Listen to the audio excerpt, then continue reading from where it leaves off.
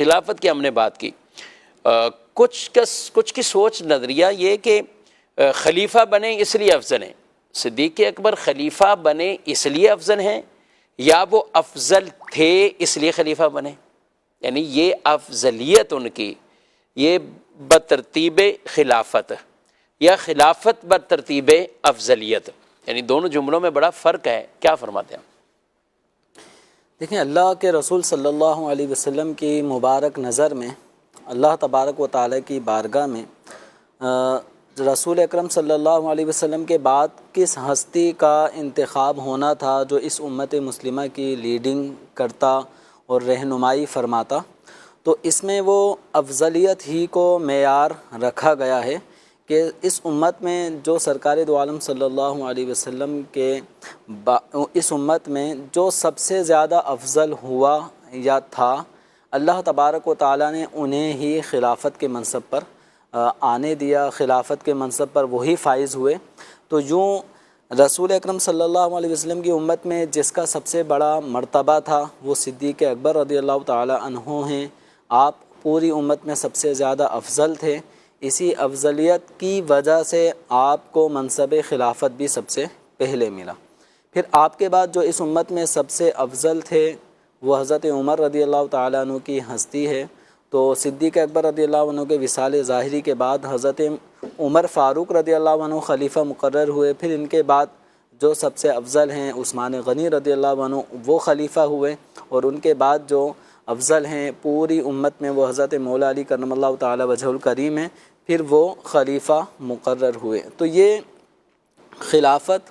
جو سرکار دو عالم صلی اللہ علیہ وسلم کی ایک طرح کی نیابت ہے، نائب ہیں، خلیفہ کا مطلب ہی نائب ہوتا ہے، تو یہ جو نیابت ہے یہ برترتیب افضلیت ہے، یعنی جو افضل تھا وہ پہلے خلیفہ بنا، پھر اس کے بعد جو افضل ہیں وہ خلیفہ، پھر اس کے بعد یوں یہ سلسلہ خلفائے راشدین کے درمیان پایا جاتا ہے۔ اور یعنی افضل پہلے اب خلافت ملی اور اس لیے صحابہ نے انہیں دی کہ یہ افضل ہیں، گویا کہ افضلیت یہ ایک سبب بنا خلافت کے منصب کے حصول کے لیے، جی ہاں، نہ کہ یہ کہ خلیفہ بن گئے تو اب اس لیے ہم ان کو افضل مانتے ہیں۔ ہاں، خلیفہ بن گئے تو ہمیں افضل ماننا پڑتا ہے، ایسا نہیں ہے، ایسا نہیں ہے، جو افضل ہیں وہی سب سے پہلے خلیفہ بنتے رہے۔ اور یہ جو افضلیت کا جو معیار ہے اس کو حضرات صحابہ کرام علیہم رضوان وہ بھی تسلیم کرتے تھے کہ اس امت میں جو افضل ترین ہستیاں ہیں وہ کون ہیں، یہ صحابہ کرام علیہم رضوان کے درمیان بھی ڈسکس اس کی ہوتی تھی، بلکہ نبی کریم صلی اللہ تعالی علیہ وآلہ وسلم بھی اپنی امت کو اس بات سے آگاہ فرماتے کسی نہ کسی موقع پر اس کا اظہار بھی فرما دیا کرتے کہ اس امت میں سب سے افضل کون ہے۔ ایک مرتبہ ایسا ہوا کہ حضرت سیدنا ابو درداء رضی اللہ تعالی عنہ وہ جب ہم چل رہے ہوتے ہیں تو چلنے میں بھی کوئی آگے جا رہا ہوتا ہے، کوئی پیچھے آ رہا ہوتا ہے، ہر ایک اپنے حساب سے مطلب کسی راستے پہ نکل جاتا ہے۔ تو ایک دفعہ ایسا ہوا کہ حضرت سیدنا ابو درداء رضی اللہ تعالی عنہ صدیق اکبر رضی اللہ تعالی عنہ سے آگے چل رہے تھے کہ اب پیچھے صدیق اکبر ہیں، اور سرکار دو عالم صلی اللہ علیہ وسلم نے جب یہ منظر دیکھا کہ آگے ابو درداء اور ان کے پیچھے حضرت ابو بکر صدیق رضی اللہ عنہ چل رہے ہیں، تو فرمایا اے ابو درداء اتمشی امام من ہوا خیر منک فی الدنیا والآخرہ، اللہ، اے ابو درداء کیا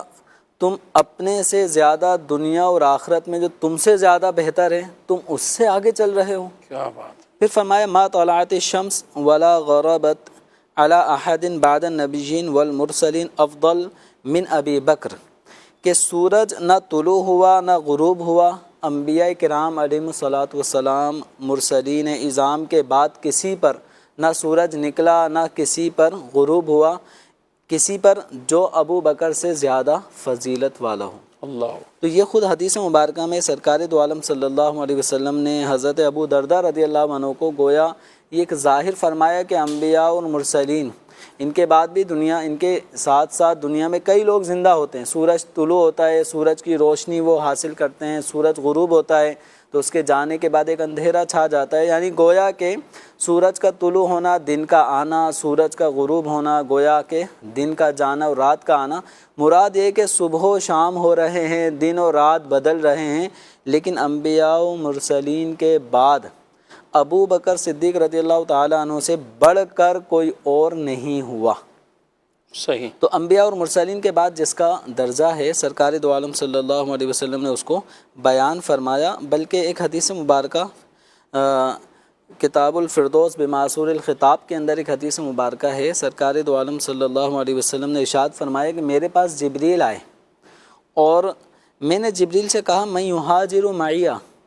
یعنی یہ ہجرت مدینہ کے وقت کون سرکار دو عالم صلی اللہ علیہ وسلم کے ساتھ ہجرت کرے گا؟ تو جبریل امین سے یہ آپ صلی اللہ علیہ وسلم نے دریافت فرمایا ابو بکر،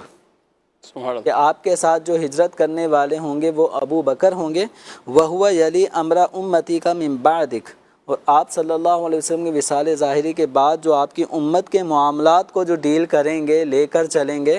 وہ ابو بکر ہوں گے، وَهُوَ أَفْضَلُ أُمَّتِكَ، سبحان اللہ۔ اور یہ آپ کی امت میں افضل ہوں گے۔ اچھا، یہ جبریل امین بھی افضلیت کو بیان فرما رہے ہیں، سرکار دو عالم صلی اللہ علیہ وسلم بھی افضلیت کو بیان فرما رہے ہیں، اور یہ باتیں صحابہ کرام علیہم رضوان کے درمیان بڑی مشہور عام تھی، واضح تھی، مشہور تھی۔ جیسے کہ حضرت عبداللہ بن عمر رضی اللہ عنہما فرماتے ہیں کننا نقول، ہم آپس میں ایک دوسرے سے یہ کہتے تھے وہ رسول اللہ صلی اللہ علیہ وسلم حی، جبکہ آپ صلی اللہ علیہ وسلم ظاہری حیات سے متصف ہیں اور ہمارے درمیان موجود ہیں، ہم کیا کہا کرتے تھے؟ ہم کہتے تھے افضل هذه الامتی بعد نبیہا صلی اللہ علیہ وسلم ابو بکر و عمر و عثمان، کہ اس امت میں سرکار دو عالم صلی اللہ علیہ وسلم کے بعد جو فضیلت والے ہیں، سب سے افضل ہیں، وہ ابو بکر ہیں اور عمر ہیں اور عثمان غنی ہیں، وَيَسْمَعُ ذَلِكَ رسول اللہ صلی اللہ علیہ وسلم، اور ہماری یہ باتیں حضرت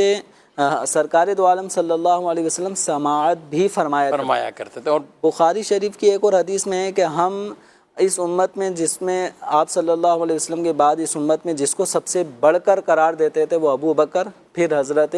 عمر، اس طرح کے الفاظ بھی موجود، بلکہ یہ وہ دوسری والی بخاری کی جو حضرت علی رضی اللہ تعالیٰ عنہ سے محمد بن حنفیہ آپ کے بیٹے نے سوال کیا کہ ای الناس خیر بعد رسول اللہ، رسول اللہ صلی اللہ علیہ وسلم کے بعد کون لوگوں میں سب سے افضل ہے؟ تو آپ نے سیدنا ابو بکر صدیق رضی اللہ تعالیٰ عنہ کا نام ہے، ان کے بعد کہا حضرت عمر۔ اچھا، پھر انہوں نے کہا کہ ڈائریکٹ پھر سوال ہی کر لیا کہ پھر آپ نے اپنے لیے بطور عاجزی فرمایا کہ اللہ کے بندوں میں سے ایک۔ اچھا، اس میں محمد بن حنفیہ جو حضرت مولا علی رضی اللہ عنہ کے صاحبزادے ہی ہیں، جی ہاں بیٹی، حضرت فاطمہ الزہرا خاتون جنت رضی اللہ عنہ کے وصال کے بعد آپ نے کچھ نکاح فرمائے ہیں، ان میں سے ایک محمد بن حنفیہ بھی آپ کی اولاد میں سے ہیں۔ ان کا جو 2 مرتبہ سوال ہوا نا کہ کون افضل ہے، پہلے میں آیا ابو بکر، ثم من، پھر آیا حضرت عمر، پھر الفاظ حدیث میں ہے کہ پھر مجھے خدشہ ہوا کہ اگر میں نے پھر سوال کیا ایسے ہی کیا تو یہ عثمان، پھر جواب آئے گا عثمان غنی کا، اس لیے سوال کا انداز ہی چینج کر دیا، ثم من، اچھا پھر تو آپ ہی ہوں گے نا۔ تو حضرت مولا علی رضی اللہ عنہ نے پھر عاجزی بھرا ایک جملہ ارشاد فرمائے، لیکن چونکہ ایک عقیدہ، ایک خلیفہ وقت حضرت عمر رضی اللہ تعالی، حضرت مولا علی کرم اللہ تعالی وجہ الکریم ہیں، خلیفہ وقت ہیں، اور آپ سے سوال بھی آپ کے بیٹے ہی کر رہے ہیں، کوئی اور نہیں کر رہا، بیٹے ہی کر رہے ہیں۔ تو حضرت مولا علی کرم اللہ تعالی وجہ الکریم نے جو صحابہ کرام علیہم رضوان میں جو رائے سرکار دو عالم صلی اللہ علیہ وسلم کے دور سے چلتی آ رہی تھی، اسی رائے کے مطابق ہی جواب دیا، حالانکہ اگر یہ رائے غلط ہوتی، خلاف واقع ہوتی، تو حضرت مولا علی کرم اللہ تعالی وجہ الکریم سے ایک بیٹے سوال کر رہے ہیں اور ایک شرعی مسئلہ بھی گویا پوچھ رہے ہیں، بالکل۔ تو حضرت مولا علی کرم اللہ تعالی وجہ الکریم کی رائے اگر صحابہ کی اس رائے سے جدا ہوتی، الگ ہوتی، اب پرسنل ایک رائے پوچھی جا رہی ہے اور بیٹا پوچھ رہا ہے، تو بندہ کچھ نہ کچھ راز اگل دیتا ہے کہ دیکھیں یہ رائے جو ان لوگوں میں مشہور ہے وہ غلط ہے، اصل موقف یہ ہے، کچھ اور رائے بھی دے سکتے، کچھ اور رائے بھی دے سکتے۔ اور یہ محمد بن حنفیہ یہ بات کہیں، یعنی ظاہر بی بی فاطمہ رضی اللہ تعالیٰ عنہ کی حیات میں تو آپ نے کوئی اور نکاح نہیں فرمایا، اچھا جب بی بی فاطمہ رضی اللہ عنہ کا وصال ہوا تو اس کے تقریباً 1.5 سے 2 سال کے اندر اندر صدیق اکبر بھی وصال کر گئے. مثالوں یعنی آپ کے نکاحوں کا سلسلہ تو بعد میں ہوا، اولادیں پھر بعد میں ہوئی، پھر ظاہر ہے یہ جوانی کی عمر میں، تبھی تو ایک سوال پوچھ رہے ہیں سوال کہ رسول اللہ صلی اللہ علیہ وسلم کے زمانے میں. تو میں کہہ رہا ہوں کہ یہ صدیق اکبر کے بھی وصال فرمانے کے کئی سال بعد یہ سوال کیا ہم یہ گیا. کہہ سکتے ہیں کہ کوئی 25-28 سال کا دوران بالکل. اور حضرت علی رضی اللہ تعالیٰ عنہ کی خلافت میں ہی ایک شخص نے آ کر ان سے کہا کہ لوگوں میں آپ جیسا نہ وہ کوئی انسان ہی نہیں. تو آپ نے اس سے سوال پتہ کیا کیا تم نے رسول اللہ صلی اللہ علیہ وسلم کو دیکھا ہے؟ تو کہا کہ نہیں میں نے حضور کو نہیں دیکھا. ظاہر باہر کے بعد کے ہیں تابعی تھے. تو آپ نے کہا اگر تم نے رسول اللہ صلی اللہ علیہ وسلم کو دیکھا ہوتا اور پھر یہ جملہ کہ لوگوں میں سے آپ جیسا کوئی نہیں، تو میں اس کی تمہیں سخت سزا اور بلکہ الفاظ اس میں تمہاری گردن اڑا دیتا. اچھا پھر کہا کہ ابو بکر صدیق کو دیکھا؟ کہا نہیں ابو بکر کو نہیں. کہا اگر ابو بکر کو دیکھا ہوتا اور پھر بھی تمہارا یہی جملہ ہوتا کہ لوگوں میں آپ جیسا کوئی نہیں ہے، تو میں تمہیں ضرور کوڑے لگاتا پھر اس کی سزا میں. یعنی ایک جو افطرا باندھنے والوں کی جو سزا ہوتی وہ سزا دیتا. یعنی یہ رسول اللہ صلی اللہ علیہ وسلم اور آپ کے اصحاب اور بالخصوص صدیق اکبر رضی اللہ تعالیٰ عنہ کے حوالے سے بڑے اچھے جذبات اور بڑے اچھے کلمات یہ بعد میں اور اپنی خلافت کے دور میں بھی یہ ارشاد فرماتے تھے. اور یہ دونوں طرف سے یہ ایک محبت کا جو انداز ہمیں کتب کے اندر ملتا ہے. اللہ پاک ہمیں بھی نبی پاک کے تمامی جانثار صحابہ کرام علیہ مردوان اور حضور اسلام کی تمام اہل بیت اطہار ان سے سچی عقیدتیں ہمیں عطا فرمائے، اور جو ان کی شان قرآن حدیث میں جس طرح بیان ہوئی ہیں ہمیں اسی طریقے سے ان سب کا ادب احترام تعظیم وہ بھی بجا لانے کی توفیق عطا فرمائے. بڑھتے ہیں کچھ آپ کے سوالات کی طرف، دیکھتے ہیں ہمارے ناظرین کیا پوچھنا چاہتے ہیں. مفتی صاحب سے یہ ہمارا سوال ہے کہ ہم لوگ انڈے خریدتے ہیں، راستے میں آنے میں ٹوٹ جاتے ہیں بہت سارے، تو اسے پھینکنا چاہیے یا بیچنا چاہیے؟ آپ ہمیں ارشاد فرما دیں. بیچ میں کچھ پوچھا ہے وہ تو پھینکنا چاہیے یا بیچنا چاہیے، یہاں تک آپ کی بات ہمارے تک پہنچ گئی ہے. جی جمیل صاحب، انڈے راستے میں ٹوٹ گئے تو کیا کریں؟ اب پھینکنا چاہیے یا بیچنا چاہیے، یا جن کو ثابت انڈے دینے ہوتے ہیں انہی میں چھپا کر ان کو یہ انہی کے کھاتے ڈال دیں ٹوٹے ہوئے انڈے، کیا کہیں گے؟ دیکھیں انڈے استعمال کرنے کے 2 طریقے ہی ہوتے ہیں. ایک طریقہ تو یہ ہے کہ اس کو بوائل کیا جاتا ہے، ابالا جاتا ہے. تو اس انداز سے جو انڈے ابالنے کے لیے جو انڈے خریدے گا اس کے حساب سے تو یہ چٹخا ہوا انڈا یہ کسی کام کا نہیں ہے، کیونکہ اس طرح بوائل ہوتا نہیں. اور دوسرا جو انڈے کا استعمال ہے اس کو یقیناً توڑا ہی جاتا ہے، توڑنے کے بعد اس کو فرائی پین وغیرہ میں یوز کیا جاتا ہے. تو انڈے کا ٹوٹنا استعمال کے لیے ضروری ہے. تو اب یہ جو ان کا سوال کا ایک حصہ ہے کہ اب انڈے ٹوٹ گئے تو اس کو پھینک دیں یا کیا کریں. تو انڈے کا استعمال توڑنے کے ساتھ ہی ہوتا ہے. تو اب اگر وہ چٹک گیا، ٹوٹ گیا، تو اس کو پھینکنے کا معنی یہ ہوا کہ اس کو ضائع کر دیا اور اسراف کیا. تو اور اسراف جائز نہیں ہے، حرام. صحیح. اب رہا معاملہ ہے کہ آپ کے بعض لوگ اس طرح کے سوزوکیوں میں ہوتے ہیں، اچھا اسی طرح بعض بائک پہ ہوتے ہیں، بعض سائیکل پہ بھی ہوتے ہیں، جو باقاعدہ انڈے کے کریٹ لے کے مطلب جا رہے ہوتے ہیں دکان پہ آنا جانا. اس دوران گڈھے کھڈے آنے سے یا کسی بھی وجہ سے انڈے چٹک سکتے ہیں. اب اصل یہ ہے کہ جب ہم کسی کو انڈے فروخت کریں گے تو انڈے کا ثابت ہونا یہ ضروری ہے، اور اس میں چٹک آ گئی یہ اس میں ایک عیب ہے. صحیح. تو اب جب ہم کسی کو کوئی مال بیچیں گے اور اس میں عیب آ جائے تو عیب آنے کی وجہ سے اب ہم اس کو چھپائیں گے نہیں، بلکہ دکاندار کو اگر یہ سیل مین ہے اور دکاندار کو یہ بیچ رہے ہیں تو ان پر لازم ہے دکاندار کو بتا دیں کہ بھائی یہ اس کریٹ کے اندر مثال کے طور پہ 2.5 درجن انڈے ہیں، ان میں سے 5-6 انڈے یہ ٹوٹے ہوئے ہیں. تو اب ٹوٹنے کی وجہ سے یقینی طور پہ انڈوں کے ریٹ میں کمی آئے گی. اب ایک انڈا اگر 30 روپے کا ہے تو ہو سکتا ہے وہ اب 20 روپے یا 15 روپے کا ہو جائے. تو اب چٹک آنے کی وجہ سے اس کے اندر عیب پیدا ہوا، اس عیب کی وجہ سے قیمت میں بھی کمی آتی ہے. اب دکاندار سے یہ آپس میں جو بھی ریٹ طے کریں اس ریٹ کے مطابق یہ فروخت کر سکتے ہیں. اب رہا معاملہ دکاندار کا. اب دکاندار جو آگے کسٹمر کو دے گا تو اب کسٹمر کا بھی حق یہ ہے کہ جب وہ انڈے خرید رہا ہے تو وہ ثابت ہوں، اس میں کسی قسم کا چٹخ کا عمل نہ ہوا ہو، کہیں سوراخ نہ ہو۔ اگر ایسا کوئی معاملہ ہے کہ انڈا کوئی ڈیمیج ہو چکا ہے تو اب دکاندار پہ لازم ہے کہ کسٹمر کو یہ انڈے فروخت کرتے وقت اس پر واضح کر دیں، بتا دیں کہ یہ جو انڈے ہیں یہ ذرا سا چٹخا ہوا ہے، آپ اس کو جاتے ہی اگر آپ نے تلنا ہے تو اس کو آپ تلنے کے استعمال میں لا سکتے ہیں۔ تو اب دکاندار بھی 1 درجن انڈے یا 6 انڈوں کے درمیان ایسا چٹخا ہوا انڈا بیچ میں خاموشی سے رکھے گا تو یہ عیب دار چیز دھوکے کے ساتھ گویا کسٹمر کو دینے والا ہوگا۔ یعنی جیسے فروٹ والا کچھ نہ کچھ ایسے رکھ دیں، آم ہے، سیب ہے، انار ہیں، تو وہ جو خراب ہے اس کو پتہ ہوتا ہے کہ یہ اس طرف سے خراب ہے، سامنے والی کی طرف سے وہ رکھے تو وہ بھی ایک عیب والا سامان بیچ عیب رہا ہے۔ والی چیز کو، عیب کو ظاہر کرنا چاہیے، ٹھیک ہے، نہ کہ عیب والے حصے کو ہم نے اپنی چھپا ہتھیلی کے۔ میں لیا اور یوں رکھ دیا اور طریقے سے رکھ دیا۔ بعض لوگ اسٹیکر بھی لگا دیتے ہیں اس طرح عیب دار کسی پھل پہ تاکہ وہ نظر اور نہ آئے، خوبصورت بنا کے بھی۔ خوبصورت ہو جائے، حالانکہ وہ عیب کو چھپایا ہوا ہوتا ہے۔ تو اگر کوئی عیب ہے تو اس عیب کا ظاہر کرنا بیچنے والے پر ضروری ہے، ظاہر کرنا، تاکہ کسٹمر اب اس کی جو بھی رائے بنے ہے کہ وہ لینا چاہتا ہے تو لے، نہ لینا چاہتا ہے تو نہ لے۔ اگر وہ لے رہا ہے تو اب وہ عیب دیکھ کر خود لے گا، تو اب آپ کوئی دھوکہ نہیں دے رہے۔ اب عیب دار ہونے کی وجہ سے قیمت میں کچھ نہ کچھ فرق آتا ہے تو اس قیمت کا جو بھی نقصان ہوگا وہ آپ برداشت کریں۔ اور یہ کاروبار کا حصہ ہے، بالکل۔ یعنی اگر کہیں کپڑے والے کے پاس جائیں تو کپڑے والے کے پاس بھی کچھ نہ کچھ سوٹ ایسے ہوں گے کہ یہ ہمارا سوٹ تھوڑا ڈیمیج ہو گیا تھا، اس میں کوئی سوراخ ہو گیا تھا، اس میں یہ چیزیں، تو وہ اس کو فریش پیسز سے نکال کے الگ رکھ دیتے بالکل ہیں الگ رکھنا اور اس کی ضروری ہے۔ قیمت بھی وہ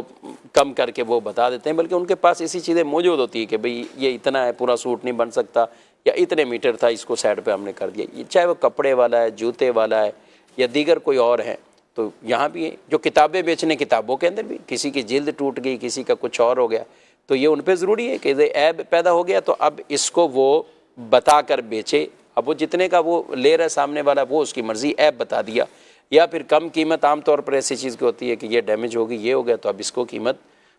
کم کر کے ہم اس کو بیچ دیں گے۔ تو یہ ضروری ہے، اور یہ صرف فروٹ سبزی میں نہیں میرے بھائیوں، اگر آپ تجارت کرتے ہیں، کاروبار کرتے ہیں، تو یہ عیب والی چیز یعنی جو چھپائے بغیر بیچنا، اس کی بڑی مذمت وہ بیان کی گئی ہے۔ عیب ہے تو اس کو ظاہر کیا جائے، ظاہر کیے بغیر ظاہر کیے بغیر، یعنی ایسے ہی چھپا کے اس کو بیچ دینا۔ اب گاڑیاں ہیں، گاڑیوں کی خرید و فروخت، گاڑی والا پوچھ رہا ہے، لینے والا پوچھ رہا ہے ایکسیڈنٹ تو نہیں ہے گاڑی، یہ تو نہیں ہے۔ اب پتہ ہے کہ یہ ایکسیڈنٹ ہے اور اس کو تیار کیا ہوا ہے، اب کچھ تو پہچان جاتے ہیں لیکن ہر ایک ظاہر اس چیز کے نہیں، تو یہ بھی کتنا بڑا ایک عیب ہے۔ تو بعد کو جو چھوٹا بزنس کر رہا ہے، یعنی سبزی والے کو سارے کہہ رہے ہیں، انڈے والے کو سارے کہہ رہے ہیں، فلاں کو سب کہہ رہے ہیں، لیکن یہاں جب مسئلہ ہے تو وہاں پہ عیبوں کو چھپا کر بلکہ الٹا جھوٹ بول کر، تو یہ سیدھا سری دھوکے کے زمرے میں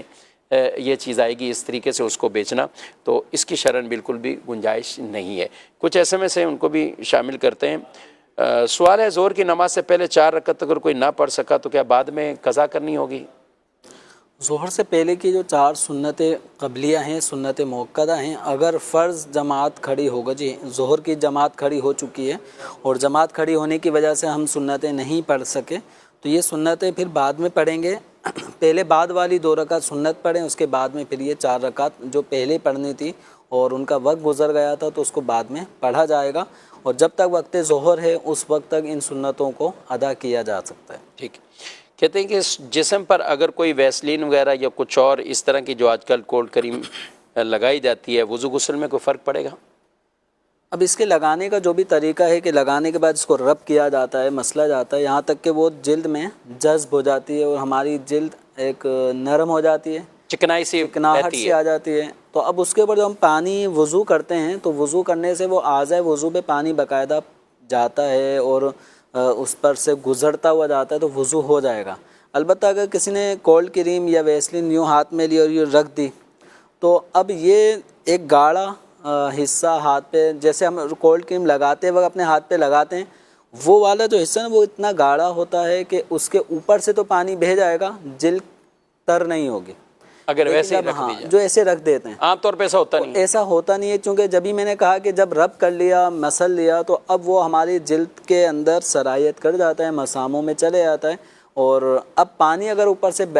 بہاتے ہیں تو عام روٹین کے مقابلے میں پانی ٹھہرتا نہیں ہے. یہاں بس آ سکتا ہے کہ پہلے تو کھال کافی دیر تک گیلی رہتی تھی, اب پورا نہیں اور اب تو پانی کے چند قطرے نظر آتے ہیں, تو پتہ نہیں وضو ہوا ہوگا یا نہیں, تو وضو ہو جاتا ہے. ٹھیک ہے. اسی طرح تیل وغیرہ بھی اگر کوئی لاتے ہیں تو وہ پانی تب بھی چکناہٹ کے وجہ سے جلدی پانی چکناہٹ کی وجہ سے رک نہیں پاتا. تو اس کو کوئی یہ نہ سمجھے کہ پانی صحیح طرح بہا نہیں. پانی اگر آ جائے وضو پہ اچھی طرح بہایا تو وضو ہو جائے گا. صحیح ہے, مطلب لگا سکتے ہیں, اس میں کوئی حرج نہیں. اس میں لگانے میں تو کوئی حرج نہیں ہے. ٹھیک ہے جی, مزید سوال. یہ تھا کہ میرے نام کوئی بھی چیز نہیں ہے, نہ موٹر سائیکل ہے, نہ گاڑی ہے, نہ مکان ہے. ایک تو یہ میرے اوپر کوئی زکوٰۃ کوئی فرض ہے, صرف جو 30,000 روپے سیلری کماتا ہوں وہ لا کے اپنے بچوں کو دے دیتا ہوں, تو گھر میں سارا کھانا پینا خرچہ سارا وہ چلتا ہے. اور دوسرا یہ کہ ہم لوگ اہل سادات ہیں, اور یہ شادی بچی کی کسی اور برادری میں ہو سکتی ہے. ٹھیک ہے, سادات میں سے ہیں. اچھا, ایک تو یہ کہہ رہے ہیں کہ 30,000 روپے کماتے ہیں اور کوئی نہ کوئی کسی طرح کی کوئی چیز ہے, نہ کوئی میرا نام ہے. مزید انہوں نے یہ نہیں بیان کیا کہ کوئی زیورات یا کوئی کرنسی جمع ہے. برحال سوال سے سمجھ میں یہی آ رہا ہے کہ کرنسی وغیرہ یا زیورات بھی نہیں ہے. یہ جو کمائی پوچھ رہے ہیں کہ 30,000 آتے ہیں اور وہ گھر میں خرچ ہو جاتے ہیں, کیا پھر بھی زکوٰۃ ہوگی؟ اگر جو ان کے سوال کا ظاہر ہے تو اس کے اندر جو 30,000 روپے اگر ایک نارمل فیملی ہے, اگر ہم دیکھیں تو اس کے منتھلی اخراجات کے لیے بمشکل شاید یہ 30,000 روپے سے کام چلتا ہو. بالفرض اگر یہ جتنا کما رہے ہیں اور اتنا ان کے منتھلی اخراجات بھی اتنے اور یہ ختم ہو جاتے ہیں, نہ ان کے پاس سونا ہے, نہ چاندی ہے, نہ مال تجارت ہے, نہ کرنسی ہے, اور ان میں سے اگر کوئی مال ہے بھی تو وہ نصاب کے برابر نہیں پہنچتا, تو ان کے اوپر زکوٰۃ لازم نہیں ہے. یہ ایسا نہیں ہے کہ اب ان کو زکوٰۃ نکالنا ہی پڑے گی, ایسا نہیں ہے. اگر ان کے پاس سونا ہو اور وہ 7.5 تولہ ہو, یا چاندی ہو اور 52.5 تولہ چاندی ہو, یا روپے پیسے اور مال تجارت ہیں اور یہ 52.5 تولہ چاندی کی مالیت کے برابر ہوں. کتنا ہوتا ہے آج کل کے دور میں تقریباً؟ اب اس وقت کا آج کل کی کچھ قیمت کا پتہ نہیں ہے, ورنہ یہ تقریباً اماؤنٹ 1.5 لاکھ سے اوپر تک تو جا چکی ہے. 1.5 لاکھ سے اوپر, یعنی عام طور سے سمجھیں کہ کسی کے پاس 50 60 70 1 لاکھ کے اندر بھی جمع ہو بھی جاتا ہے اور کچھ بھی نہیں اس کے پاس, نہ سونا ہے نہ سونا چاندی, تو اس پر بھی زکوٰۃ تو اس کے اوپر زکوٰۃ نہیں ہے. اگر یہ کچھ مال ہیں, کچھ سونا ہے, کچھ چاندی ہے, کچھ پیسے ہیں, ٹھیک ہے, اور چھوٹا موٹا کوئی مال تجارت ہے, اگر ان سب کی مالیت کو اگر ہم کیلکولیٹ کریں اور یہ 52.5 تولہ چاندی کے برابر یا اس سے زائد قیمت کو پہنچ جائے, اور ان کے اوپر قرض وغیرہ بھی نہ ہو اور حاجت اصلیہ وغیرہ سے بھی اتنی مالیت زائد ہو, تو پھر زکوٰۃ کی ایک صورت بنے گی. تو ایسا کوئی بھی آدمی ہو, اسے چاہیے کہ پرسنل دارالفتاء اہل سنت کے نمبر پہ کال کر کے, یا دارالفتاء اہل سنت آپ کے علاقے میں ہے تو وہاں جا کے اپنی مالی پوزیشن حیثیت وہ بیان کر کے وہ اپنے بارے میں زکوٰۃ واجب ہونے نہ ہونے کے حوالے سے رہنمائی حاصل کر سکتے ہیں. تو جو سائل محترم کا جو سوال ہے اس کا ظاہر تو یہی لگ رہا ہے کہ بظاہر ان کے پاس کوئی ایسا مال و اسباب نہیں ہیں, تو ان کے اوپر زکوٰۃ لازم نہیں ہوگی. اچھا, جیسے یہ 30,000 روپے کمایا انہوں نے, یہ کوئی ایسے بھی ہمارے ناظرین ہوں گے جو سوچ رہے ہوں کہ اگر کوئی 1 لاکھ کماتا ہے, کوئی 1.5 لاکھ روپے کماتا ہے, لیکن وہ اتنے سیونگ نہیں کر پاتا, جو بھی ہیں وہ خرچوں میں چلے جاتے, تو محض اس کی یہ سیلری اتنی لاکھ یا 1.5 لاکھ آنے پر اس پر بھی کوئی زکوٰۃ کا ریشو ہے؟ زکوٰۃ لازم ہونے کے حوالے سے سیلری کی تو کوئی مقدار مقرر نہیں ہے کہ اتنے لاکھ کماتا ہو تو اس پہ زکوٰۃ ہوگی, اور اتنے لاکھ کماتا ہو یا اتنے ہزار کماتا ہو تو نہیں ہوگی.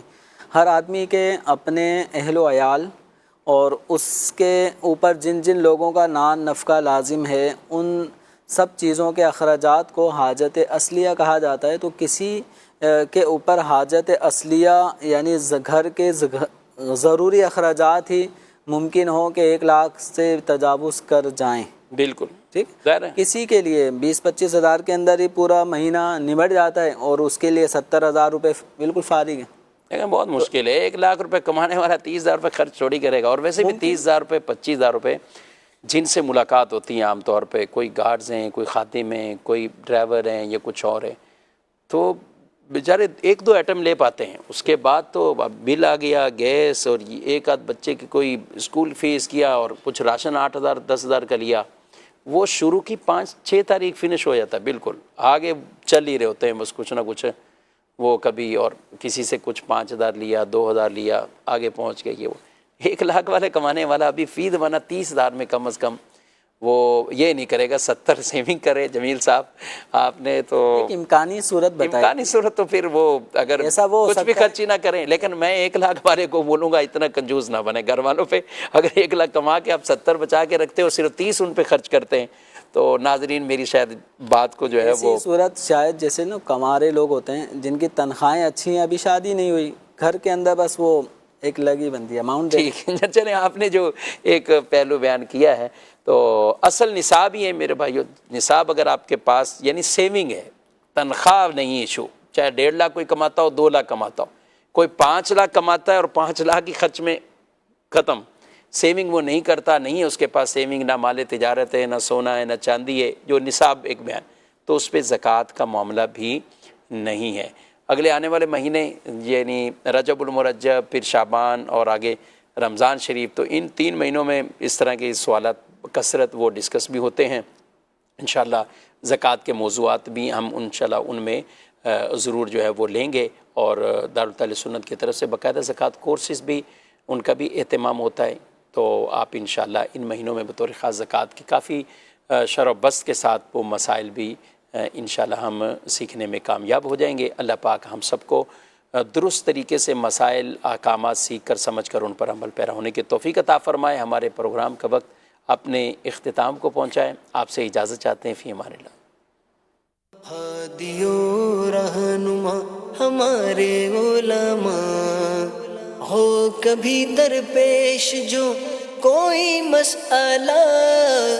پوچھ لیں حاضر ہوں ہم ان کی بارگاہ. بنی اسرائیل میں ایک شخص بڑا اوباش اور آوارہ تھا، پوری بستی اس سے